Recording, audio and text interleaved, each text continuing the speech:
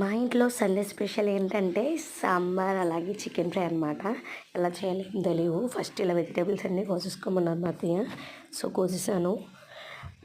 దీంట్లో వంకాయ, ఆనపకాయ, టమాటా, ఉల్లిపాయ, పచ్చిమిర్చి, కొత్తిమీర ఇవన్నీ కూడా వేసాను. ములక్కాయ అన్నీ వేసాను. తర్వాత పప్పుని ఇలా ఉడకబెట్టుకుని గ్రైండ్ చేసుకోవాలంట.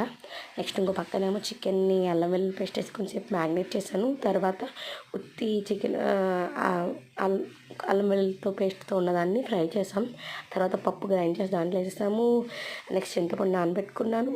అండ్ నెక్స్ట్ కారం అలాగే పసుపు కూడా వేసి కలిపాము సాంబార్ని. ఇంట్లో చికెన్ని ఫ్రై చేస్తున్నాం. అండ్ నెక్స్ట్ వచ్చి సాంబార్లో చింతపండు పులుసు వేసేసాము. చింతపండు పులుసు వేసిన తర్వాత సాంబార్ పొడిని కొంచెం ఒక బౌల్లో తీసుకుని అలాగే బెల్లం కూడా తీసుకున్నారనమాట. ఒక చిన్న ముక్కని బెల్లం వేశారు. తర్వాత సాంబార్ పొడిని కొంచెం వాటర్లో మిక్స్ చేసుకొని దాంట్లో వేసేసారనమాట. నెక్స్ట్ చికెన్ని ఫ్రై ఒక బాయిల్ టైప్ అయిపోయిన తర్వాత దాన్ని పక్కన పెట్టుకుని ఇంకొక కడాయిలో నూనె పోసుకొని దాంట్లో పసుపు వేసుకున్నాము. పసుపు వేసుకున్న తర్వాత చికెన్ పీసెస్ అన్నీ కూడా దాంట్లో వేసుకున్నాము.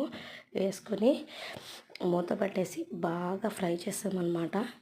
చూడండి ఎలా ఉందో. ఈ లోపల సాంబార్ అయితే మరుగుతుంది. మంచి స్మెల్ అనేది వచ్చేస్తుంది. ఇంకా సాంబార్లో ఏమీ యాడ్ చేయక్కర్లేదంట. మొత్తం అన్నీ యాడ్ చేసేసారు. తర్వాత చికెన్ మాత్రం ఇంకా రెడీ అవ్వడానికి టైం పడుతుంది. అంటే ఫస్ట్ ఇలా చేసిన తర్వాత దీంట్లో కొంచెం అల్లం వెల్లుల్లి పేస్ట్ మళ్ళీ వేశారు.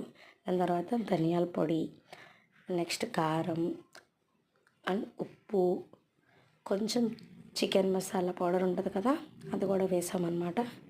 ఇవన్నీ వేసి ఇంకొకసారి బాగా ఫ్రై చేసాము. ఇంకా అంతే, చికెన్ ఫ్రై రెడీ. ఇంకో పక్కన మనకి సాంబార్ కూడా రెడీ. ఈ సండే దీంతో